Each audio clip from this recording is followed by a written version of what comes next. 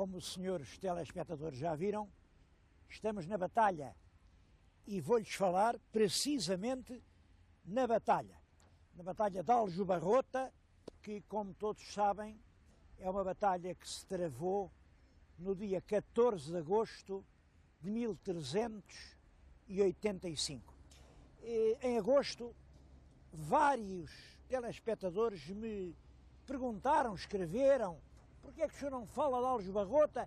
Isso foi exatamente como se diz lá na escola primária, eram aqueles castelhanos todos e os portugueses eram assim, tão pouquinhos.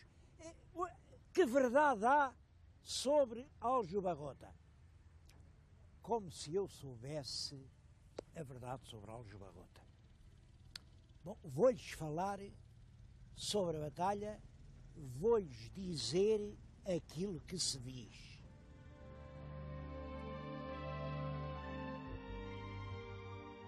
A questão que se discutia era a sucessão no trono português.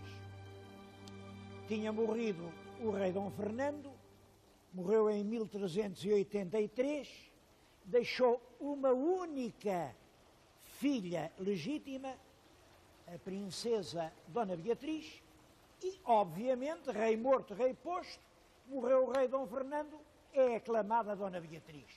Tudo certo. Só que havia uma questão. Dona Beatriz estava casada com o el-rei Dom João de Castela. E, portanto, havia muitos portugueses que diziam: como é que é isso? Então agora a rainha de Portugal é a mulher do rei de Castela? É claro que havia uns tratados que diziam que não havia perigo, tudo estava acautelado. De qualquer maneira, o povo não concordou com a solução. Há uma enorme sublevação popular. É durante essa sublevação que o mestre de Avis, que era irmão do rei morto, irmão do rei Dom Fernando, se faz aclamar rei de Portugal. Bom, e agora temos isto. O rei de Castela diz: não, a rainha é a minha mulher. E, portanto, entra com o exército para impor os direitos de Dona Beatriz ao trono português. O mestre de Avis, Dom João I, tenta evitar que o exército castelhano chegue a Lisboa e vem postar-se com as suas forças, que não eram muitas, aqui em Aljubarrota. O rei de Castela, para chegar a Lisboa, teria que passar por cima dele. Foi assim que se travou a Batalha de Aljubarrota. E como é que a batalha decorreu? Bom, aí há realmente, acho eu, há duas versões completamente diferentes. Há a maneira portuguesa de contar a história, que é a maneira do Fernão Lopes. É a maneira que nos ensinaram na instrução primária, no liceu, e que se repete como se fosse a verdade pura e simples.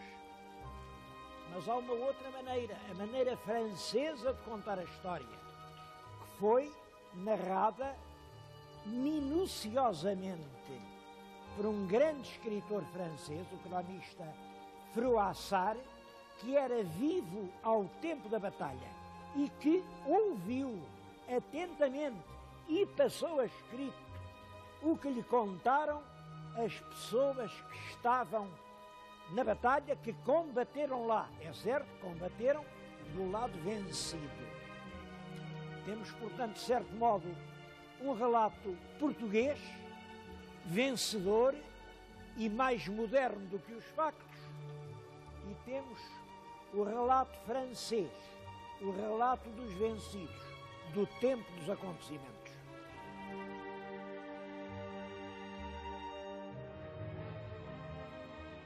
A versão portuguesa da Batalha de Aljubarrota é fundamentalmente a que nos é transmitida por Fernão Lopes. Devo-lhes dizer que Fernão Lopes é um dos escritores mais seguros e mais brilhantes de toda a nossa literatura. Eu acho mesmo que talvez ele seja o principal historiador português. Mas sabem que o Fernão Lopes, quando começa a crónica do Dom João, logo ao princípio, tem um prefácio em que diz isto: ele mentir não mente. Não mente, porque mentir é a gente saber uma coisa e dizer o contrário. Agora, enganar-se, qualquer pessoa pode. Se ele não souber a verdade, como é que há de dizer? Ele fez o que podia. Procurou a verdade por toda a parte. Se o que diz não é verdadeiro, não é que minta, é que se engana. É muito importante. Isto, Fernão Lopes inicia essa obra célebre por esta confissão. Toda a gente se pode enganar. Ora bem, eu acho que neste relato de Aljubarrota ele se enganou. Ele escreve sobre isso cerca de 1440. Reparem, 1440. A batalha foi em 1385. Ainda o Fernão Lopes não era nascido. Se não era nascido, o que o Fernão Lopes conta é mais ou menos o que se pode ver aqui no Museu Militar. Eu quero dizer que o Museu Militar de Aljubarrota é uma obra-prima de didática.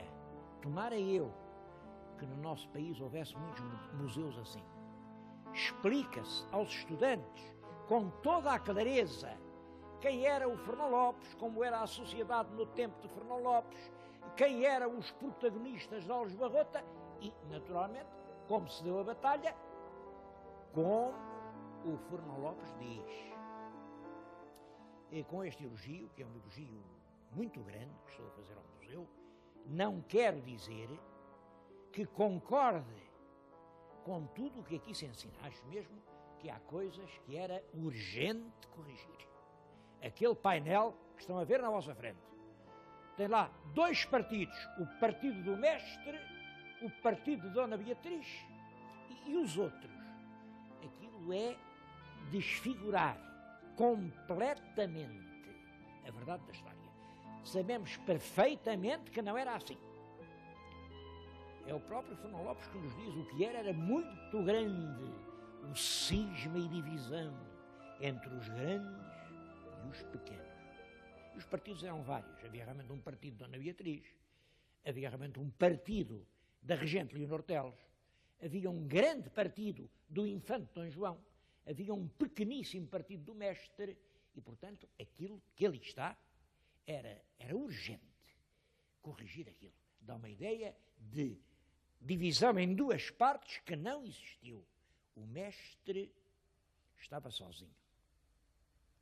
Quanto à batalha, a história que conta é esta. O Fernão Lopes conta que os portugueses formaram em quadrado, isto é a vanguarda, isto a reguarda, cá atrás estão os carros, vêm os espanhóis com a sua imensa força, são esta seta vermelha, carregam sobre esta fila e vejam o que aconteceu.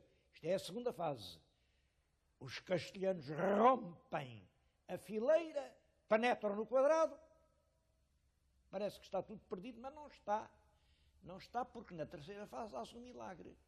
O quadrado fecha-se outra vez, os que entraram ficam prisioneiros e os outros foram fundados. É realmente esta a versão de Fernão Lopes. Os comentadores militares que a adotam dizem isto com razão. Foi quase um milagre porque não há outro exemplo de uma pequena frente como era esta, uma frente estreita, mal armada, depois derrota violentamente, se ter reconstituído. Foi a única vez que isso aconteceu. Nisso engana-se. Realmente, isso nunca aconteceu. Vamos ouvir a versão do Froassar.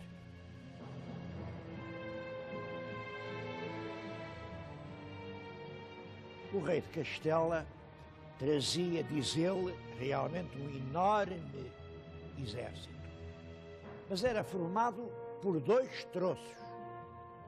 Um, forças francesas, e mais atrás, cerca de 2 léguas mais atrás, o grosso das forças espanholas. O Froissart quis registar com muita minúcia os acontecimentos, veio até perto dos Pirineus, ele esteve 3 meses na cidade de Orthez, no próprio ano de 1385, reparem, ele é o próprio ano da batalha, e ouviu os franceses que tinham conseguido escapar vivos. Bom, eles contavam uma história que era mais ou menos esta. Quando os adversários viram os portugueses, eram poucos, mal armados, e acharam que não era preciso grande coisa para correr com eles dali para fora. Mas os franceses exigiram do rei de Castela a honra de serem eles a resolver o problema. E o rei de Castela autorizou-os, a eles, cavaleiros franceses, a vir acabar com a resistência portuguesa. Portanto, há uma batalha de tropas francesas contra os portugueses. É já tarde, é a hora de véspera. A hora de véspera quer dizer, passava das 6 da tarde. Os franceses vêm com uma grande fúria, mas realmente dá-se isto, é que eles caem numa cilada. A posição portuguesa era muito bem escolhida, era uma frente cortada com obstáculos, que ia apertando, e a certa altura os franceses viram-se acutilados ferozmente por todos os lados, os cavalos espatados pelas lanças, viram que não podiam escapar dali e resolveram render-se, pensando, bom, a gente agora rende-se, mas claro, o rei de Castela, que está lá atrás, com dezenas de milhares de homens, vem-nos libertar. Os portugueses ficaram muito contentes, acabou a batalha, prenderam aquela gente toda. Diz o Froissart, disseram-lhe os informadores, fizeram mais de 1000 prisioneiros, e prisioneiros dos bons. Imaginem, cada um ia render mais de 400.000 francos, estava tudo rico, estavam muito contentes os portugueses, até a animar os franceses a dizer, homem, que diabo, qualquer pessoa perde a guerra, então isto é assim. Só que, entretanto, o Nuno Álvares tinha mandado 6 cavaleiros a correr o campo, a ver se já tudo estava sossegado, e os cavaleiros vieram com esta notícia terrível. Agora é que isto vai começar. O rei de Castela avança para aqui com mais de 20.000 homens. Já o sol se tinha posto, estava mesmo, ia começar a noite, mas o rei de Castela, com os seus homens, ainda cai sobre o exército português. Simplesmente, nessa altura, quando os nossos viram que iam a ser atacados pela segunda vez, e tinham ali presos por toda a parte os franceses, é certo, tinham as mãos atadas, aí os ingleses disseram, não há remédio senão matar os prisioneiros. Porque de outra maneira somos nós mortos. Nós não podemos fazer uma batalha com os inimigos pela frente e os inimigos pelas costas. É evidente que enquanto a gente vai lutar à frente, os que estão lá atrás libertam-se e vêm-nos matar pelas costas. Os portugueses estiveram com isso, um grande desgosto, matar um prisioneiro horroroso, mas a solução era realmente esta, matar ou morrer. E tivemos de degolar todos os cavaleiros e escudeiros franceses, que eram centenas e que já estavam em nosso poder. Eu acho que é isto que explica o extraordinário número de mortos que houve em Aljubarrota. Não era costume, nas batalhas medievais, morrer tanta gente. Devo dizer que o Froissart, passados 4 anos, em 1389, ouviu dizer que estava lá num porto do Mar do Norte, na Eclusa, um dos capitães de Aljubarrota, nem mais nem menos que o Diogo Fernandes Pacheco, que na batalha tinha sido o guarda-mor de Dom João I. E foi lá, e esteve com ele no barco e perguntou-lhe como é que as coisas se passaram. E o Pacheco não contou bem da mesma maneira. Também diz que sim, foram 2 batalhas. A primeira é com os franceses. Os franceses deixaram-se cair naquela cilada. A segunda é com os espanhóis. Os espanhóis já vêm ao lusco-fusco. Tudo isso conta da mesma maneira. Agora, o que diz é isto. A chacina dos prisioneiros não foram eles, os senhores fidalgos. Não, isso é uma coisa realmente feia, não é? E o serviço sujo nunca é para os senhores fidalgos. Diz que era o povo, diz que nas tropas do rei de Portugal havia muitos que chamam dos conselhos. E esses dos conselhos, esses é que vieram e bomba, matavam os fidalgos todos, porque diziam, não, a gente não os pode ter aqui, porque senão ficamos... Reparem como é engraçado. Como a história agora é contada por um fidalgo, quem praticou a crueldade de matar os prisioneiros não foram os senhores fidalgos, foi o povo fraújo dos conselhos. De qualquer maneira, a história é essencialmente a mesma. Há 2 batalhas, em 2 momentos diferentes, e há essa nota sombria da chacina dos prisioneiros.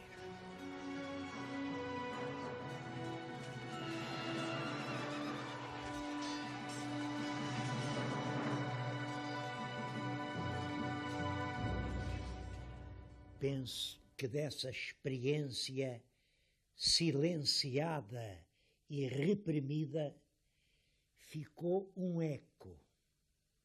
E o eco é a lenda da padeira de Aljubarrota. Devo-lhes dizer que é apenas uma lenda.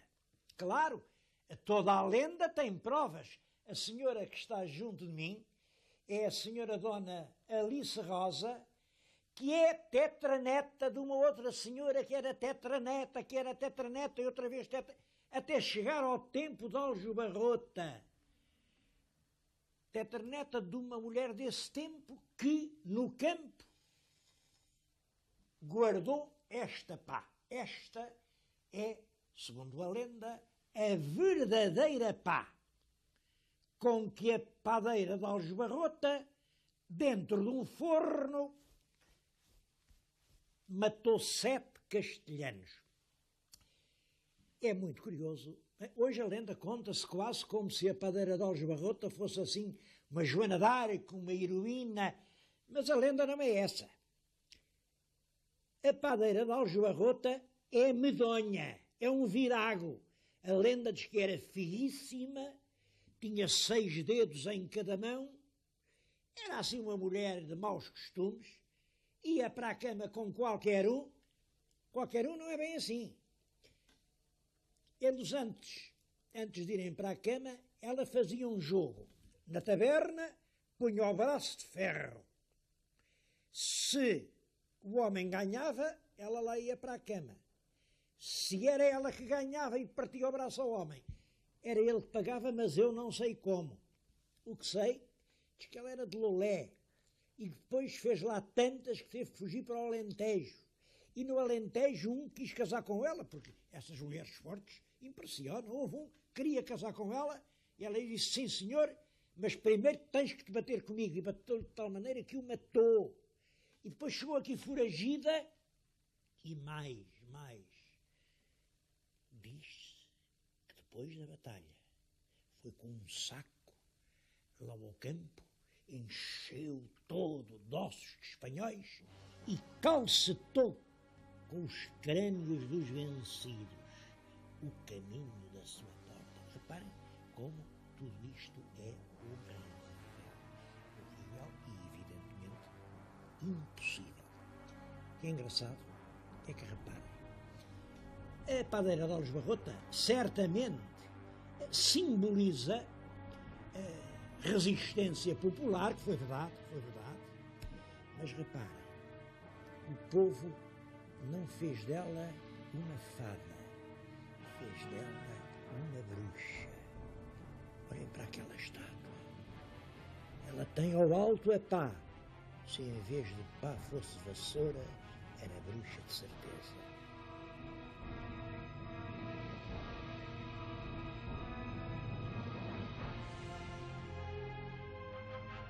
Esta capela, que é a Capela de São Jorge, marca com todo o rigor um dos lugares da batalha. A capela foi mandada construir pelo Dom Nuno Álvares Pereira exatamente no ponto onde ele pôs a sua bandeira. Ele quis recordar esse facto e mandou construir esta ermida. A propósito disso, eu vou recordar um episódio que nunca contei, porque realmente não é assim muito coisa que se conte. Mas, enfim, já lá vai muito tempo e eu vou contá-lo. Em 1950, eu passava ali na estrada em direção à Leiria, quando vi que aqui havia umas grandes obras. Estavam a fazer escavações históricas. E claro, vim logo ver o que era. Quando chego aqui vejo assim um montão de ossadas, mas eram muitos ossos. Havia ali os despojos de centenas de cadáveres.